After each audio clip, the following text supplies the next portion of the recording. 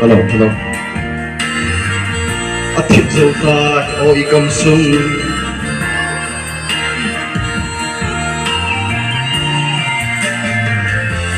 A thiếp dâu ta ôi cầm sung. San thiếp si lung a đăng nghe ye. Ôi hiền cô hoi lâm a ngô tình khiêm. Và thiếp yêu cô để a hạ sa. Tùy vây na vang nhìn ấy tùy hương tiệm nêu đi phải chăm muốn na ấy chút tiêu hâm anh nằm đang nghe nhìn cô đi tìm a xin hầu để vơi tìm con na ông nê đi bắt thế đi đi cầm sugu anh đi boy iti diwa o abille uhin na pa adi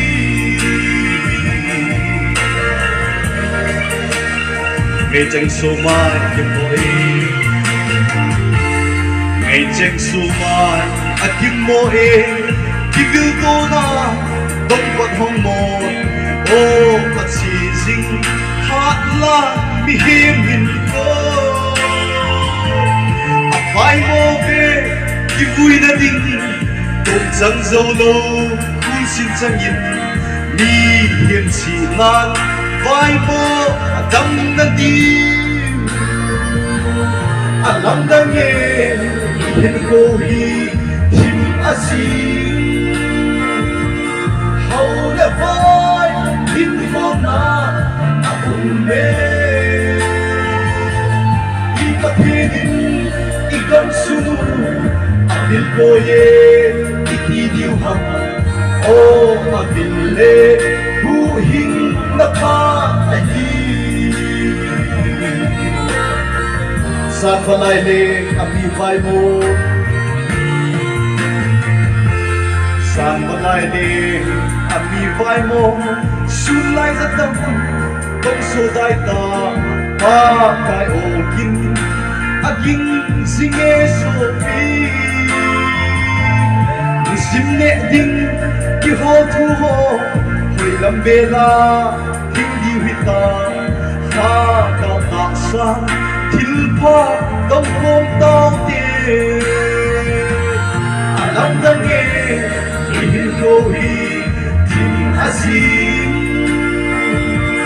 how le vai tin ko na ipatin igam sumu abil boye iti diuham o abille huhin naka ahi matnahisi humangin matnahisi humangin hui pi kong pi kung lang de li hot nin him pi kung sing na de pakai nei te all molova thim so zo se san thim ni si su nei lo te di pan lao hi de alam dang ye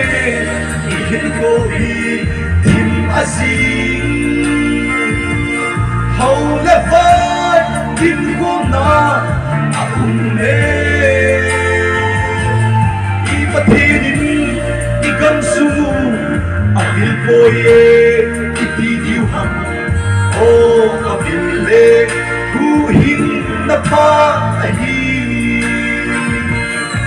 ipatin igam sumu abil boye iti diuham o abille huhin na pa ahi